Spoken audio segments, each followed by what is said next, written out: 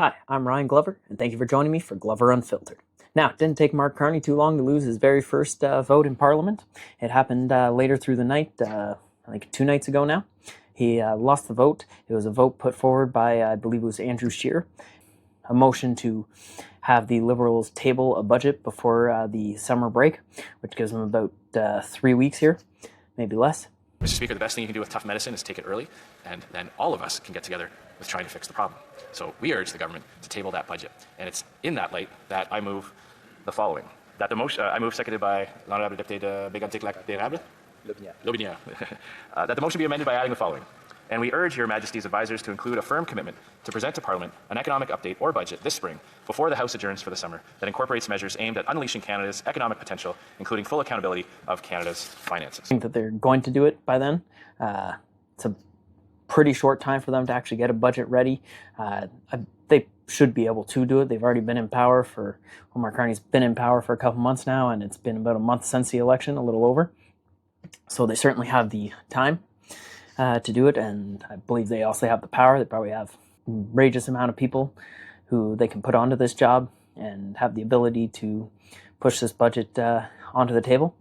Now, however, a motion in Parliament is not legally binding, so they don't actually have to put forward a budget if they choose not to.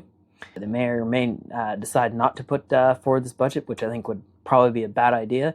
It would really anger the other parties, and it would put forward a vote of non-confidence potentially a lot earlier. The NDP, however, may or may not want to vote non-confidence, even though the Liberals did just stab them in the back and refused to give them party status after they basically tanked their own party just to get the Liberals to remain in power. They also didn't form a coalition this time, or at least not yet. Rumor is Mark Carney's still trying to get a few people in the NDP to join the Liberals. Hopefully that doesn't happen. I think it was actually a pretty big mistake for Mark Carney not to give the NDP party status. It's probably going to come back and stab him in the back like it already has just on this motion. If they gave the NDP party status, they'd be a lot more willing to work with the Liberals. A lot higher chance they're going to pay back the favor. They shouldn't have to really pay back the favor because they clearly tanked their own party just to help the Liberals win. Giving them party status should have been the favor returned from the Liberals, but that's here nor there. I guess that's really up to Mark Carney. He's obviously not been the best politician. He's not helping himself out, and he's certainly not helping you or me out. Over time, he's certainly going to help himself out, but probably besides the point. But this was also the first vote of Parliament, and it was actually a very big one, not as it has any legal standing or legally binding, but it is very symbolic, and it could show how parties are going to vote in the future here. It's going to be very hard for Carney to rule with this minority government, especially unless he starts to make friends, which so far he's just pushing everybody away. So Mark Carney's probably not the politician that everybody thought he was going to be. He doesn't know how to make friends. He doesn't know how to make alliances so far. He could, obviously, in the future, but only time will tell.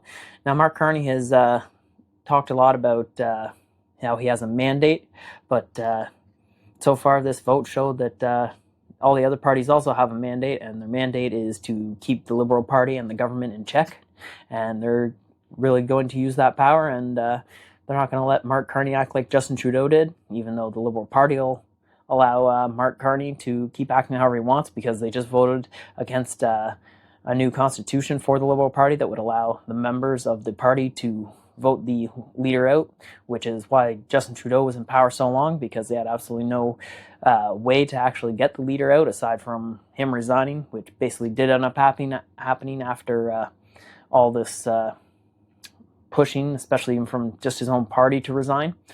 I mean, when you've lost your own party's support, you know you've gone way over the edge and there's basically nothing getting it back.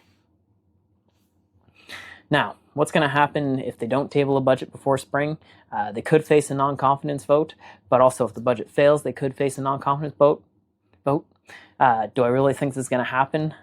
Probably unlikely, only because the NDP probably won't vote non-confidence yet because they haven't even picked a true party leader yet. They want to be able to pick a party leader. They want to be able to show that they have priorities, a stance. So they're probably at least 6 months away from actually wanting another election.